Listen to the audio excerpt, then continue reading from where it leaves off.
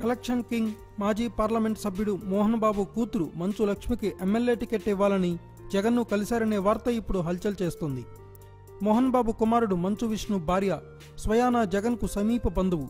ఆ బంధుత్వం ప్రకారం మోహన్ బాబుకు జగన్ అల్లుడు వరస అవుతాడు. ఇదే చనువుతో ఈ విషయమై జగన్ని మోహన్ బాబు అడిగారట. జగన్ ఎంత బంధువైనా మోహన్ బాబుకు తెలుగుదేశం పార్టీ అధినేత చంద్రబాబు నాయుడుకు మంచి సంబంధాలు ఉన్నాయని అందరికీ తెలిసిందే. ముఖ్యంగా మంచు లక్ష్మి చంద్రబాబు కుటుంబ సభ్యులతో అత్యంత సాన్నిహిత్యంగా మెదులుతుంది. మరి అంతటి సాన్నిహిత్యాన్ని వదిలి మోహన్ బాబు ఎమ్మెల్యే టికెట్ కోసం జగన్ను ఎందుకు కలుస్తారు? పైగా మంచులక్ష్మి తాను రాజకీయాల్లోకి రావాలని ఎప్పుడూ చెప్పనే లేదు. ఒకవేళ వచ్చినా ఆమెకు టీడీపీపై ఉన్న అభిమానంతో అందులో చేరుతుంది, కానీ వైసీపీలో ఎందుకు చేరుతుంది? ఈ లెక్క ప్రకారం చూస్తే మంచు లక్ష్మికి ఎమ్మెల్యే టికెట్ కోసం మోహన్ బాబు జగన్ను కలిశారనే వార్తలు ఒట్టి పుకార్లు అనే చెప్పవచ్చు.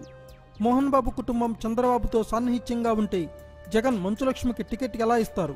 ఇదేదో మోహన్ బాబు కుటుంబాన్ని ఇరకాటంలో పడేయడానికే అల్లిన కట్టుకథలా అనిపిస్తోంది.